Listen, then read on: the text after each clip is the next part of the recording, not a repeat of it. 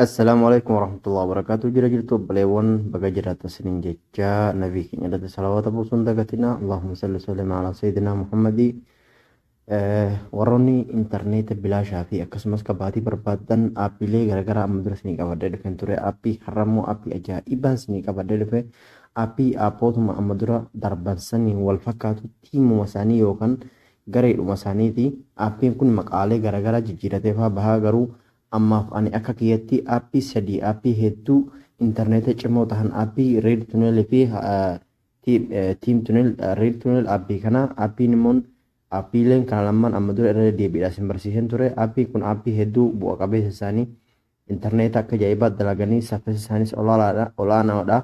Yeroo ammaa kanaaf aappiilee osoo hin cufamin yookaan osoo warroonni kaampaaniin sim kaardii biyya kana keessa jiran kontirool osoo hin godhin kan dalagaa jiru aappiilee kana lamaan itti aansuudhaan aappiilee kana aappiin kun NS Tunnel VPN jedha. Aappii ajaa'ibaati. Aappiin kun intarneeta akka ajaa'ibaa dalagaa ani ammaaf kan itti fayyadamaa jiru jaawwiidha. Jaawwii irratti akka ajaa'ibaa dalagaa jira.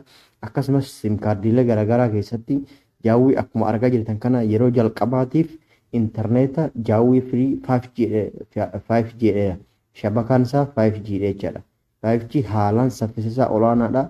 Shabakaalee garaagaraa intarneeta akkasuma akkuma argaa jirtan zeenii irrattillee 60 5G dalagaa jecha 5G jecha shabakaa saffisisaa olaanaa ta'e jechaadha. Aappiilee hedduu of keessaa wantoota biyyoota hedduu of keessatti hammatee jira. Afrikaalee hatta biyyoota Afrikaa irrattillee kunoo ofirratti dabaluu eegaleera jira. Saawud Afrikaadha.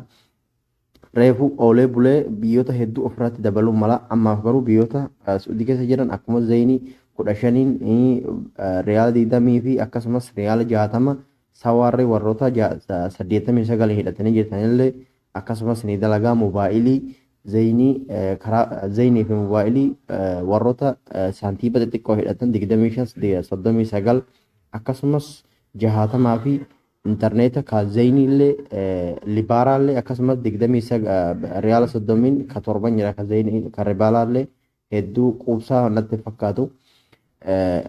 Akkasumas zeenii irrattillee yoo bilaasha sinii dalagee aappii kanaan sinii dalaguun ni mala jedhee abdii qaba. Maaliif aappii haaraa gabbu'e waan ta'eef yeroo haaraa gabbu'u kana wantoota shari'aalee hedduu irratti bilaash dalaguun ni mala.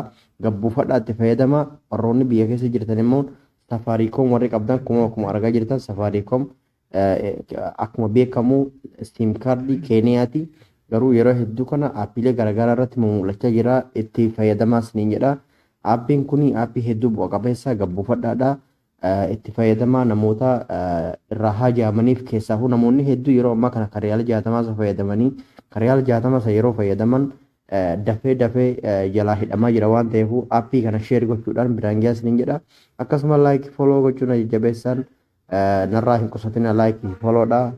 Baasiitti hin baastanii namoota hirriiba ciisan namoota laayivii irratti hirriiba ciisan hin daawwatinaadha. Namoota hirriibaa ka'anii waan isin fayyadan isiniif fidanii dhufaniif daawwadhaan dhaamsa kiyya. Dhagaannaa tura haga barnoota dhufu wal deebi'utti laayik sheer gochuu hin dagatina. Warroonni haaraa taatanis yuutuub chaanala kiyya dhaqaa sabiskiraayib godhaadha. Wantoota hedduu keessaa argattanii viidiyoolee hedduu keessaa irratti hojjedhee garuu namoota muraasa turaalee jira. Akkasumas na laayikii fi sabiskiraayibillee namoota qubaan lakkaa'amantu godhee jira. Laayikii sabiskiraayib gochuun baasiitti qabu namoota nama jajjabeessa akka namni wantoota haaraa barnoota haaraa isiniif fidee dhufu godha. Namoota hedduu waan gaarii irratti hojjetan jajjabeessaa isiniin jedha. Nagaan naatu.